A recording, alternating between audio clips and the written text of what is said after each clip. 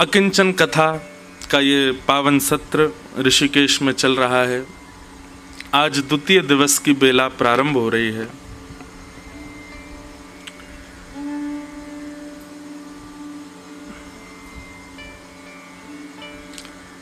ब्रह्म मुहूर्त में कथा का क्रम होना चाहिए अकिंचन का। वैसे तो अकिंचन का अब रूप बदलता जा रहा है। जिन लोगों ने प्राचीन अकिंचन सुनी है वो लोग जानते हैं कि बिना किसी व्यवस्था की जो अकिंचन होती थी वो हमने कोविड में शुरू की थी। और अकिंचन पहली कथा तो वृंदावन में हुई, दूसरी ऋषिकेश में ही हुई। ऋषिकेश में जो नहीं वो उस क्षेत्र को कुछ और कहते हैं, ब्रह्मपुरी। ब्रह्मपुरी में गंगा जी के तट पर बिल्कुल लॉकडाउन लगा था, किसी का प्रवेश, उत्तराखंड में तो और ज्यादा प्रवेश करने की अनुमति नहीं थी। उस काल में हमने श्री गंगा जी के तट पर अकिंचन की थी यहाँ। और वो अकिंचन का समय होता था सुबह 3:45 पर, लगभग 3:45 बजे शुरू होती थी।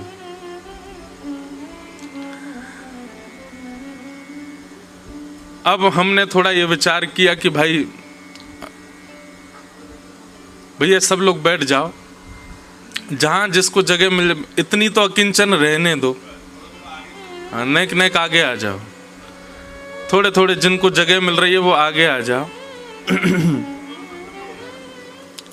बस अब बोलो नहीं कोई, ऐसे चुपचाप कह दो कि भाई आगे आ जाओ।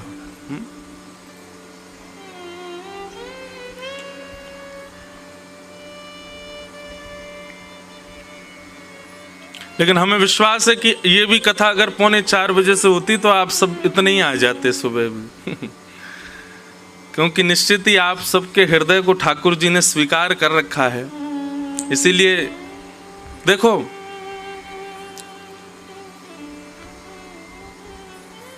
निद्रा भी उसी को सताती है जो प्रेम जिसने ना किया हो। प्रेमी व्यक्ति जब हो जाता है ना, तो संसार में जो आवश्यक होते हैं, जैसे निद्रा हो गया, आहार हो गया और व्यवहार हो गया, प्रेमी व्यक्ति इन सब चीजों में चूक जाता है। वो निद्रा भी पूरी नहीं कर पाएगा, आहार भी अच्छे से नहीं कर पाएगा, व्यवहार नहीं समझ पाएगा, अपने कर्मों में भी कहीं ना कहीं विचलित ही रहेगा। तो प्रेम के जो अधिकारी होते हैं ना, उनकी निद्रा उड़ जाती है। एक प्रसंग याद आता है कि गीता वाटिका गोरखपुर में पूज्य श्री राधा बाबा महाराज विराजते थे। और श्री राधा बाबा महाराज को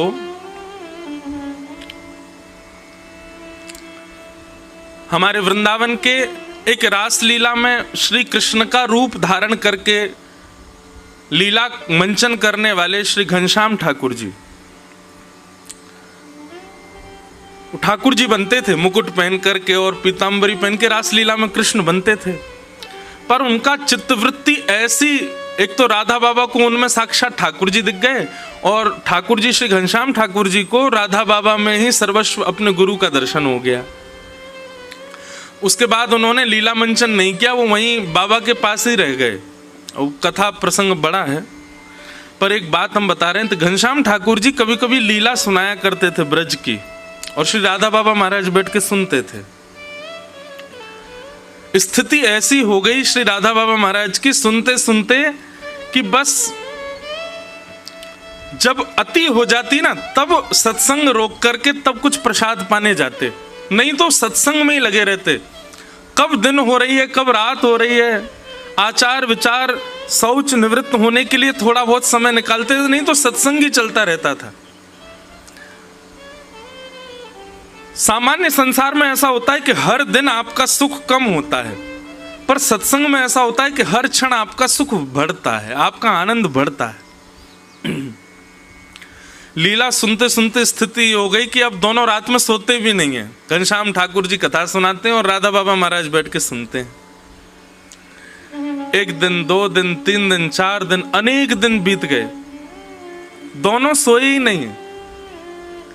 बस सुबह सुबह आरती पूजा का जब समय होता तब संकेत मिल जाता, तो बस उस समय स्नान आदि के लिए जाते थे और आकर के फिर अपना पूजा आदि से निवृत्त हो फिर सत्संग में बैठ जाते थे। एक दिन श्री राधा बाबा महाराज प्रसाद पा रहे थे, घनश्याम ठाकुर जी भी साथ में बैठ के पा रहे थे। तो प्रसाद पाने के बाद में जब हाथ धोने के लिए और कुल्ला आदि करने के लिए बाबा जैसी बाहर गए, तो ठाकुर जी के मन में भाव आया, जिस समय बढ़िया ने कमर सीधी कर लूं अपनी, 5 दिन है गए सोए ही नहीं। बगल में कुटिया थी उनकी, तो तुरंत गए और जाकर के बस थोड़ी देर के लिए बस लेटे ही थे कि उनको गंभीर गहरी निद्रा आ गई, सो गए। जैसे ही श्री राधा बाबा महाराज अपने हाथ निवृत्त करके और जैसे ही वापस आए, कक्ष में जब ठाकुर जी को नहीं देखा, विचलित हो गए। कहां गए ठाकुर जी, कहां चले गए? अरे ठाकुर जी आप कहां हो? अब सामान्य संसार का व्यक्ति हो ना, तो इतना कोई संग लगा रहे तो वो व्यक्ति विचलित हो जाएगा, अरे मुझे सोने ही नहीं देते, मुझे बैठने ही नहीं देते। लेकिन ये सत्संग की बात है, ये भक्तों की बात है, यहां पर वो संसार वाला भाव नहीं आता है। श्री राधा बाबा महाराज तुरंत घनश्याम ठाकुर जी कुटिया में गए, तो जाकर के देखा गहरी निद्रा में पड़े हैं, सोए हैं। नेत्र सजल हो गए श्री राधा बाबा महाराज के। उनको कृष्ण रूप में देखा है रास मंच पर, और कृष्ण ही मान करके अपने साथ रखते हैं।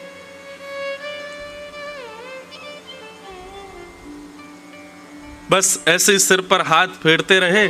जैसे ही हस्त कमल का स्पर्श हुआ तो ठाकुर जी उठ गए। जैसे ही उठे तो राधा बाबा महाराज के मुख से एक शब्द निकला, आशिक होके सोना कैसा, प्रेमी होके निद्रा कैसी। वो प्रेमी कैसा जो सो जाता हो, वो आशिक कैसा जिसको निद्रा आ जाती हो, वो प्रेमी कैसा जिसको भोजन की सुध हो, जिसको तन की सुध हो, जिसको व्यवहार की सुध हो। बस इसी बात ने हमेशा हमेशा के लिए श्री घनश्याम ठाकुर जी की निद्रा को विश्राम कर दिया। अब तो बस दिन रात केवल और केवल हरि चर्चा, हरि लीला और हरि कथा का गायन होता है। अब निद्रा नहीं आती है। शरीर है, अपनी लीला तो करता है, कभी कभी सताता है, पर फिर भी जब व्यक्ति का सर्वांगीण अंग मन बुद्धि चित्त अहंकार और 10 इंद्रिय कृष्ण प्राप्ति के लिए तत्पर हो जाते हैं, तो फिर संसार का व्यवहार धीरे धीरे कम होने लग जाता है। फिर उसको आदि आदि भावों की सुध नहीं होती।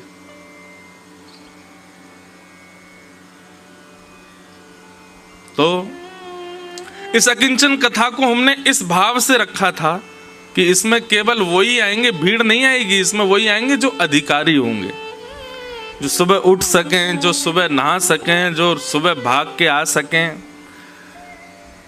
फिर ये कथा तो ऋषिकेश में भी नहीं है, वहां से भी कितनी दूरी पर है कि यहाँ भी अधिकारी ही पहुंचेंगे, हर कोई नहीं पहुंच पाएगा। लेकिन फिर भी आप इतनी संख्या में सब आ गए हो, मानो ठाकुर जी ने कितने सारे अधिकारी चुन लिए हैं। हमें देख के बहुत सुख मिला। आप सबको बारंबार प्रणाम।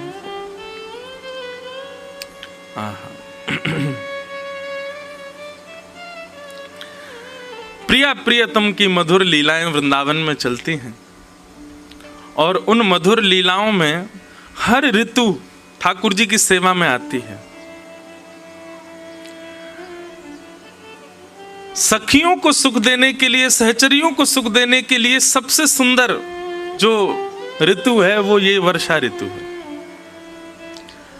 ठाकुर जी मधुर विहार करते हैं, हिंडोला झूलते हैं।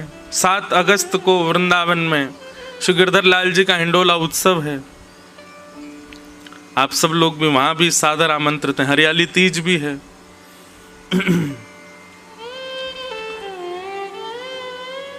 हवा नहीं चलती है सावन के महीने में। इसलिए ठाकुर जी झूला झूलते हैं। और झूला झूलते हैं तो आगे पीछे जब होते हैं तो हवा होती तो है, चलती नहीं है, तो वो शीतल हवा जो है वो स्पर्श करते ठाकुर जी को सुख मिलता है, इसलिए ठाकुर जी झूला झूलते हैं। एक बड़ी मधुर कथा है कि ठाकुर जी वन जाते हैं गैया चराने के लिए। तो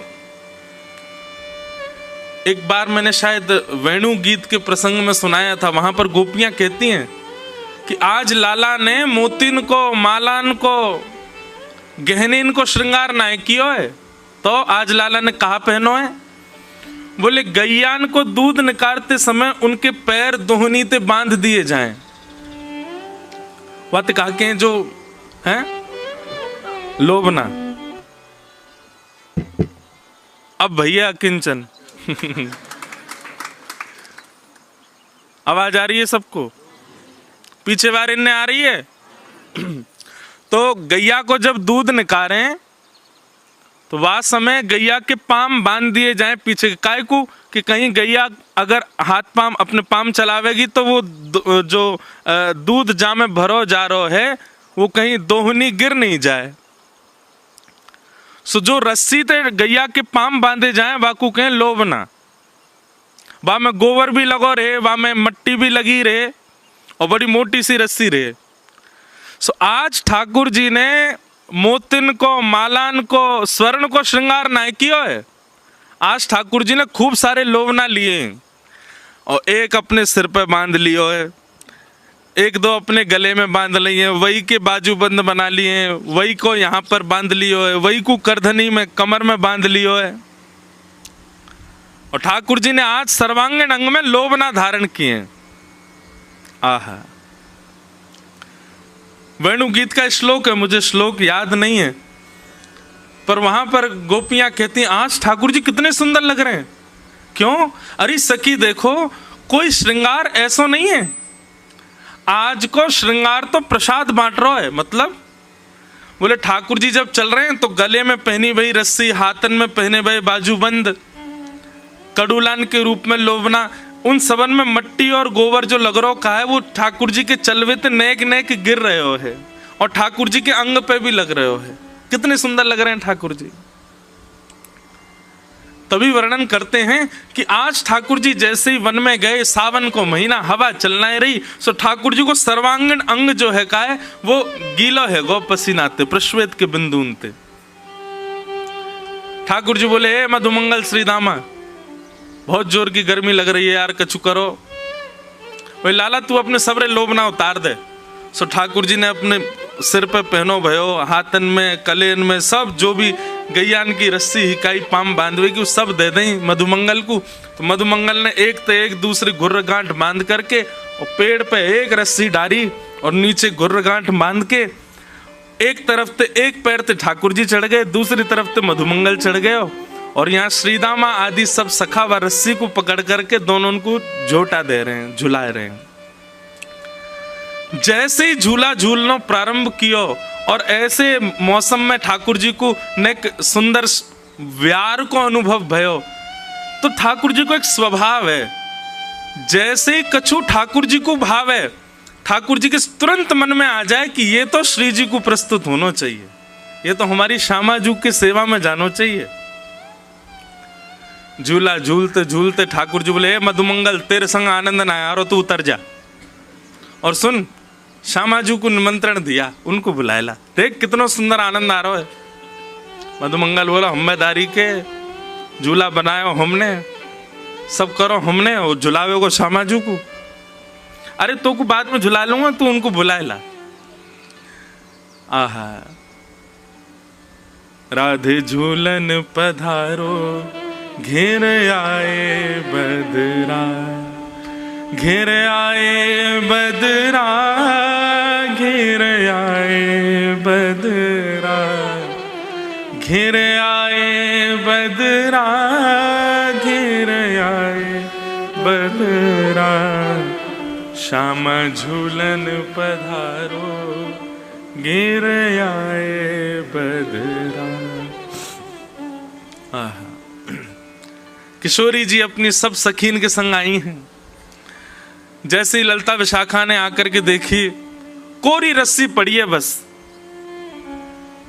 क्या करोगे लाला? बोले यहाँ पे श्यामाजू को बैठाओ, उनको झूला झुलाएंगे। अरे तुम्हें नेक शर्म नहीं आई है? इतनी निष्ठुर रस्सी पे हमारी कोमल सी किशोरी जी को बैठाओगे? श्रम है जाएगो लाडली जी को। किशोरी जी के श्रम को भाव सुनते ही सबन में होड़ लगी है महाराज। सब जा रहे हैं और ढूंढ ढूंढ के सामग्री ऐसी ला रहे हैं कि वह झूला को इतनो सुगम बना दें, इतनो सुंदर बना दें कि हमारी श्यामाजू को श्रम नहीं हो। कहीं ते लता लेके आए, कहीं ते ऐसी बेल लेके आए, कहीं ते सुंदर सुंदर पुष्प लेके आए, और सब सखी सहचरीन ने सुंदर झूला तैयार किया और वहां पर सुंदर एक पाटो बिछा करके और किशोरी जी को बैठाया हुआ है। और किशोरी जी को बैठा करके श्री ठाकुर जी झुला रहे हैं। बड़े सुंदर सुंदर पद हैं हिंडोला के, सुनाएंगे अभी 7 तारीख को तो सुनाएंगे ही वृंदावन में। यहां पे भी बीच बीच में लेंगे भाव। ठाकुर जी झुलाते झुलाते जैसे ही वेग नेक तेज होवे झूला को, सोई उछल करके बैठ जाएं किशोरी जी के बगल में, और दोनों मधुर हिंडोला झूल रहे हैं। तो जब सखीन के समीप जावे हिंडोला, तो वास्तव में तो सखीन को मन रूपी मयूर नृत्य करे, क्योंकि संयोग है रहो है। लेकिन जैसे हिंडोला पीछे को जावे, वियोग में व्याकुल है जाएं, तो वियोग और संयोग दोनों को ये मिश्रण, ये एक ही जगह संभव है, एक ही लीला में संभव है, और वो है हमारे श्रावण के हिंडोलान की लीला।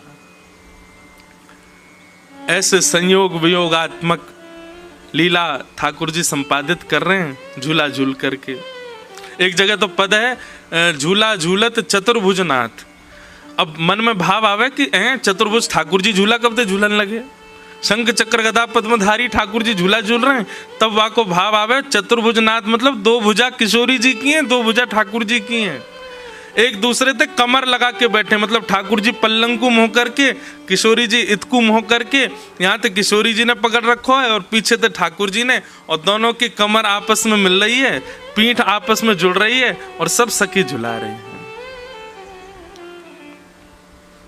बड़ा सुंदर ये श्रावण को महीना है। हमारे लाल जी और किशोरी जी खूब सुख पामे।